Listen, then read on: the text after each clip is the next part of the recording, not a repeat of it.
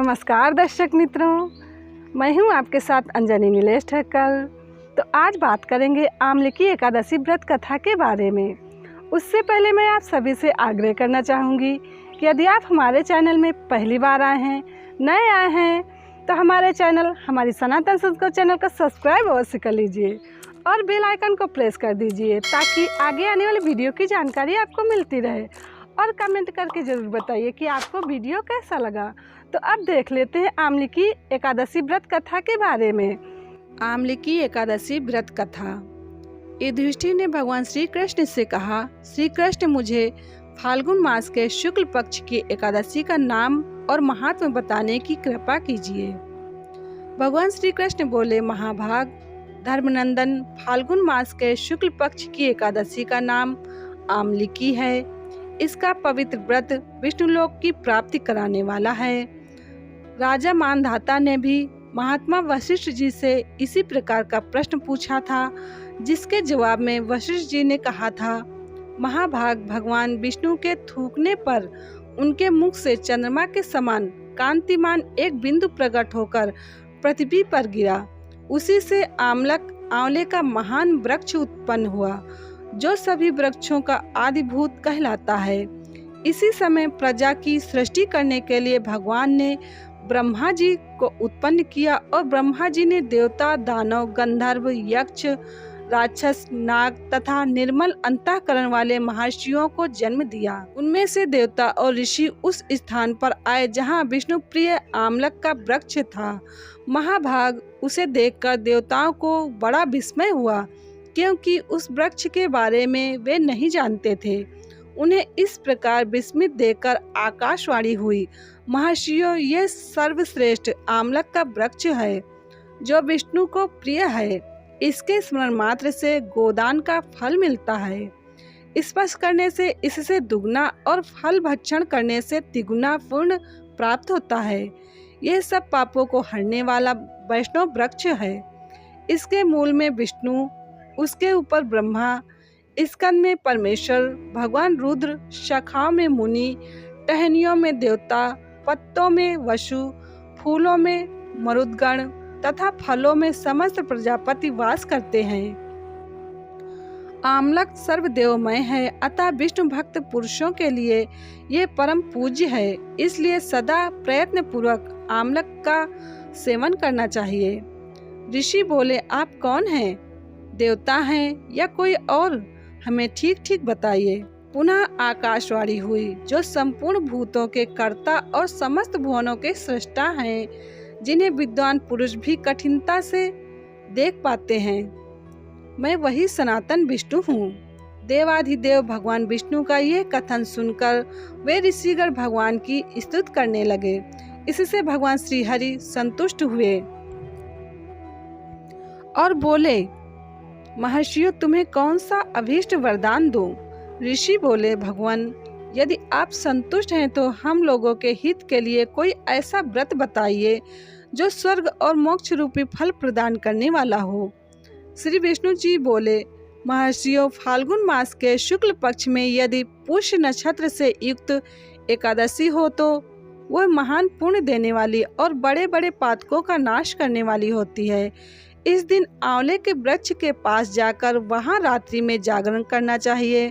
इससे मनुष्य सब पापों से छूट जाता है और सहस्त्र गोदान का फल प्राप्त करता है। विप्रगण, यह व्रत सभी व्रतों में उत्तम है, जिसे मैंने तुम लोगों को बताया है। ऋषि बोले, भगवान, इस व्रत की विधि बताइए। इसके देवता और मंत्र क्या है? पूजन कैसे करें? उस समय स्नान और दान कैसे किया जाता है?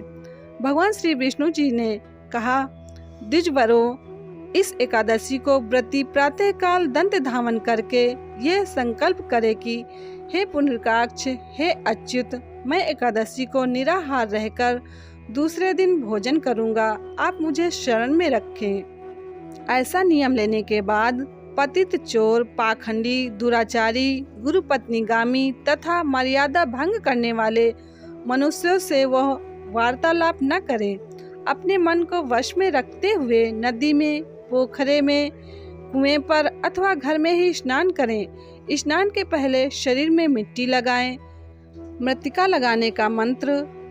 अश्वक्रांते रथक्रांते विष्णुक्रांते वसुंधरे मृत्तिके हर में पापम जन्मकोट्याम समर्जितम।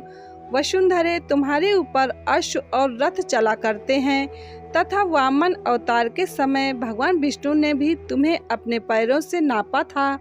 मृत्तिके मैंने करोड़ों जन्मों में जो पाप किए हैं मेरे उन सब पापों को हर लें। स्नान का मंत्र इस प्रकार है। त्वं माता सर्वभूतानां जीवनं तत्तुरक्षकं स्वयदजोदि भज्जातीनां रसानां पतये नमः। स्नातो अहं सर्वतीर्थेषु हृदप्रस्रवणेषु च नदीषु देवखातेषु इदं स्नानं तु मे भवेत्। जल की अधिष्ठात्री देवी माता तुम संपूर्ण भूतों के लिए जीवन हो, वही जीवन जो स्वदेज और उद्भिज जाति के जीवों का भी रक्षक है। तुम रसों की स्वामिनी हो, तुम्हें नमस्कार है। आज मैं संपूर्ण तीर्थों, कुंडों, झरनों, नदियों और देव संबंधी सरोवरों में स्नान कर चुका। मेरा यह स्नान उक्त सभी स्नानों का फल देने वाला हो। विद्वान पुरुष को चाहिए कि वह परशुराम जी की सोने की प्रतिमा बनवाए। प्रतिमा अपनी शक्ति और धन के अनुसार 1 या आधे मासे स्वर्ण की होनी चाहिए। स्नान के पश्चात घर आकर पूजा और हवन करें। इसके बाद सब प्रकार की सामग्री लेकर आंवले के वृक्ष के पास जाएं। वहां वृक्ष के चारों ओर की जमीन झाड़ बुहार लीप पोत कर शुद्ध करें। शुद्ध की हुई भूमि में मंत्र पाठ श्रद्धा पूर्वक जल से भरे हुए नवीन कलश की स्थापना करें। कलश में पंचरत्न और दिव्य गंध आदि छोड़ दें। श्वेत चंदन से उसका लेपन करें। उसके कंठ में फूल की माला पहनाएं। सब प्रकार के धूप की सुगंध फैलाएं। जलते हुए दीपकों की श्रेणी सजा कर रखें। तात्पर्य यह है कि सब ओर से सुंदर और मनोहर दृश्य उपस्थित करें। पूजा के लिए नवीन छाता, जूता और वस्त्र भी मंगवा कर रखें। कलश के ऊपर एक पात्र रखकर उसे श्रेष्ठ लाजों खीलों से भर दें। फिर उसके ऊपर परशुराम जी की मूर्ति स्वर्ण की स्थापित करें। विशोकाय नमः कहकर उनके चरणों की, विश्वरूपणे नमः से दोनों घुटनों की, उग्राय नमः से जांघों की, दामोदराय नमः से कटिभाग की, पद्मनाभाय नमः से उदर की, श्री वस्त्रधारिणे नमः से वक्ष स्थल की, चक्रिणे नमः से बाईं बाह की, गर्दिने नमः से दाहिनी बाह की, वैकुंठाय नमः से कंठ की, यज्ञ मुखाय नमः से मुख की, विशोक निधये नमः से नासिका की, वासुदेवाय नमः से नेत्रों की, वामनाय नमः से ललाट की, सर्वात्मने नमः से संपूर्ण अंगों तथा मस्तक की पूजा करें। यही पूजा के मंत्र हैं। तदंतर भक्ति युक्त चित्त से शुद्ध फल के द्वारा देवादिदेव परशुराम जी को अर्घ प्रदान करें। अर्घ का मंत्र इस प्रकार है। नमस्ते देव देवेश जामदग्न नमोस्तुते गृहणार्घमिमं दत्तमाम लक्ष्यायुतं हरे। देव देवेशद जमदग्नि नंदन श्री विष्णु स्वरूप परशुराम जी आपको नमस्कार है। नमस्कार है। आंवले के फल के साथ दिया हुआ मेरा यह अर्घ ग्रहण कीजिए। तदंतर भक्ति युक्त चित्त से जागरण करें। नृत्य, संगीत, वाग, धार्मिक उपाख्यान तथा श्री विष्णु संबंधी कथा वार्ता आदि के द्वारा वह रात्रि व्यतीत करें। उसके बाद भगवान विष्णु के नाम ले लेकर आमलक वृक्ष की परिक्रमा 108 या 28 बार करें। फिर सवेरा होने पर श्री हरि की आरती करें।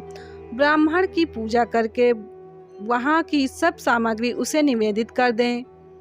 परशुराम जी का कलश, दोनों वस्त्र, जूता आदि सभी वस्तुएं दान कर दें और ये भावना करें कि परशुराम जी के स्वरूप में भगवान विष्णु मुझ पर प्रसन्न हो। तत्पश्चात आमलक का स्पर्श करके उसकी प्रदक्षिणा करें और स्नान करने के बाद विधि पूर्वक ब्राह्मणों को भोजन कराएं। तदंतर कुटुंबियों के साथ बैठकर स्वयं भी भोजन करें। संपूर्ण तीर्थों के सेवन से जो पुण्य प्राप्त होता है तथा सब प्रकार के दान देने से जो फल मिलता है वो सब उपर्युक्त विधि के पालन से सुलभ होता है। समस्त यज्ञों की अपेक्षा भी अधिक फल मिलता है, इसमें तनिक भी संदेह नहीं है। यह व्रत सब व्रतों में उत्तम है। वशिष्ठ जी कहते हैं, महाराज, इतना कहकर देवेश्वर भगवान विष्णु वहीं अंतर्धान हो गए। तत्पश्चात उन समस्त महर्षियों ने उक्त व्रत का पूर्ण रूप से पालन किया। नृपश्रेष्ठ, इसी प्रकार तुम्हें भी इस व्रत का अनुष्ठान करना चाहिए। भगवान श्री कृष्ण कहते हैं, युधिष्ठिर, यह दुर्धर्ष व्रत मनुष्य को सब पापों से मुक्त करने वाला है। हिंदू पंचांग। तो अब यहीं पे मैं अपनी वाणी को विराम दूंगी। अगले वीडियो में नई नई जानकारी के साथ फिर मिलेंगे। तब तक के लिए नमस्कार।